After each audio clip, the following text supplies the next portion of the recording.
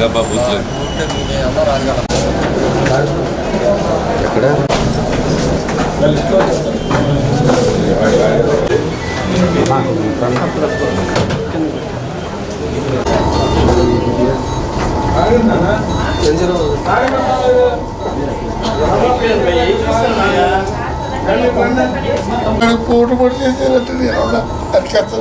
బాబు నువ్వు వస్తే ప్రమోషన్ అవుతున్నాడు బాబు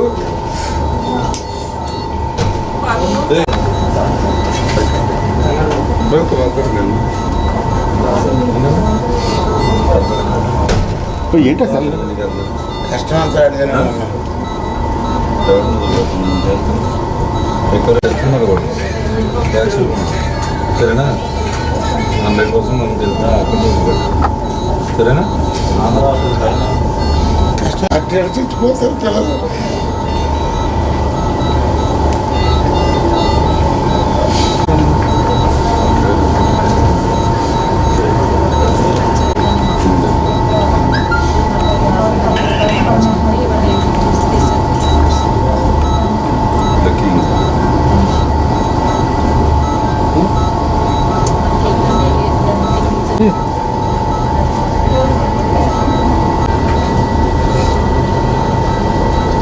పిల్లలు హెల్త్ క్యాంప్ పెట్టి అడిగి చేసుకోండి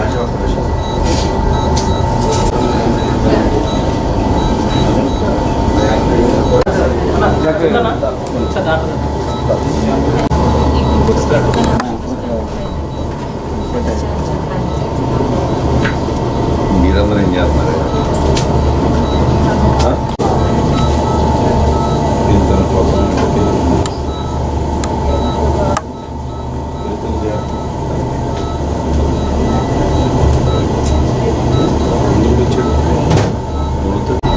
అదే సార్ తెలియజేసేదేం కాదు సార్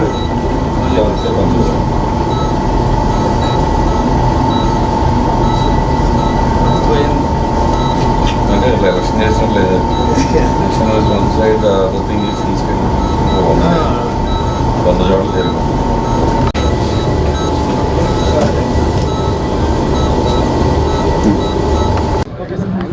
నిన్న జరిగినటువంటి ఎన్నికల్లో ఓటమి భయం పట్టుకుని ఓడిపోతున్నారని అర్థమైనటువంటి ప్రతిపక్షాలు తెలుగుదేశం మరియు మిత్రపక్షాలన్నీ కూడా ఓడిపోతున్నారని అర్థమైంది వాళ్ళకి. అర్థమైన వెంటనే ఈ రాష్ట్రం మొత్తము కూడా ముఖ్యంగా దెందులూరు నియోజకవర్గంలో ఓటమి భయం పట్టుకుని చింతమనేని ప్రభాకర్ యొక్క కనుసన్నల్లో ప్రతి గ్రామంలోనూ దాడులు. ఈరోజు పోలింగ్ బూత్ దగ్గరికి వచ్చేటువంటి జనాలందరినీ కూడా భయభ్రాంతుల్ని గురి చేయాలనేటువంటి ఆలోచన విధానం. ఎప్పుడైతే ఒక రౌడీ షీటర్కి బీఫామ్ ఇచ్చి చంద్రబాబు పంపించాడో ఆ రోజు నుంచి ప్రశాంతంగా ఉన్నటువంటి దెందులూరు నియోజకవర్గం ఆ రోజే నేను చెప్పాను, నిద్రలేపావు నువ్వు ఒక రౌడీ షీటర్ చేతిలో ఈరోజు బీఫామ్ పెట్టి అని. నిన్న అదే జరిగింది.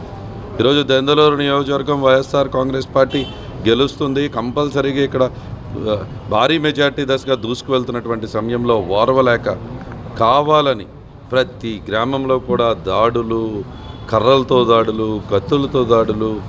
ఈరోజు మనం హాస్పిటల్కి వస్తే చలపాటి రవి మా తమ్ముడు, మా సంజీవన్న, ఆ కొప్పలూరుగూడెం సర్పంచ్, మా కుటుంబానికి ఎంతో ఆప్తుడు, ఆ గ్రామ సర్పంచ్ కొడుకై ఉంటే కేవలం ఆ బూత్ లోపల ఏజెంట్లు మాత్రమే ఉండాలి అని చెప్పి మా తమ్ముడు చెప్తే, ఏజెంట్లు మాత్రమే ఉండాలి మిగతా వాళ్ళని బయటికి వెళ్ళమని చెప్తే అక్కడే మెడికల్స్ డిపార్ట్మెంట్ ఎమర్జెన్సీ పర్పస్ అక్కడ పెట్టినటువంటి అంటే సిజర్స్ తీసుకుని దాన్ని తీసుకుని ఈరోజు పొడిసేయటం జరిగింది. మెడ మీదంతా కూడా పొడిసేయటం జరిగింది.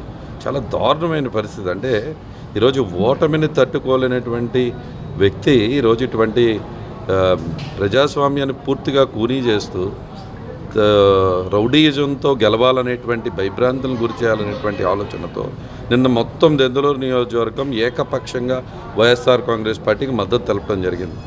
ఏకపక్షంగా ప్రతి గ్రామము ఈ దెందులూరు నియోజకవర్గంలో వైఎస్ఆర్ కాంగ్రెస్ పార్టీతోనే పయనం చేస్తున్నటువంటి పరిస్థితి. దాన్ని ఓరవలేక జీర్ణించుకోలేక ప్రతి గ్రామంలోనూ గొడవకు లేపుతున్నారు.